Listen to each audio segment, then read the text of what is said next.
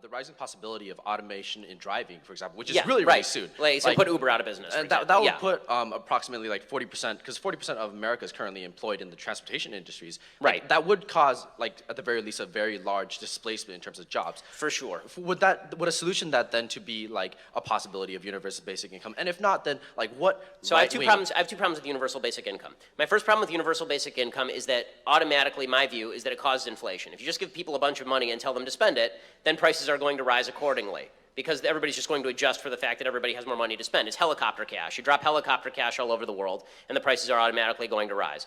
Well, the prices, the money would still be backed up by like physical goods, though, because robots are still the one producing those physical goods. So it's not like there's a right. And so then, but now you're getting back to my first point, which is that if robots are producing everything, then we're all cool and who cares? They'll just keep producing everything forever, and we're happy. So then, I guess in your case, then so once the robots make everything free, then yes, I'm for universal basic income because everything's free. But until we have utopia and the robots make everything for free, there will be scarcity in the market. And as long as there's scarcity in the market, there needs to be a pricing system for that scarcity, because otherwise you're not going to produce more of that, you're going to produce less of it.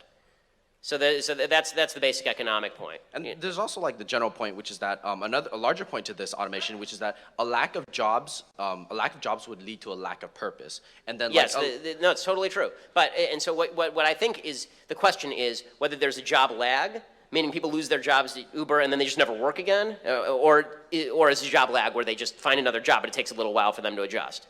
And I think that the history of economics shows that we have not yet reached the point where jobs just disappear wholesale, right? If once we reach that point, then we can start talking about other solutions that we have not considered yet, because then we actually are not living in a capitalist economy. And a capitalist economy is driven by the idea that there is scarcity of capital and labor and resource, right? If there's no scarcity, then we're talking about utopia. Okay. So I pray to God that future comes true and we have utopia and everything's free. That'll be wonderful. Until then, people are going to have jobs. Thank you.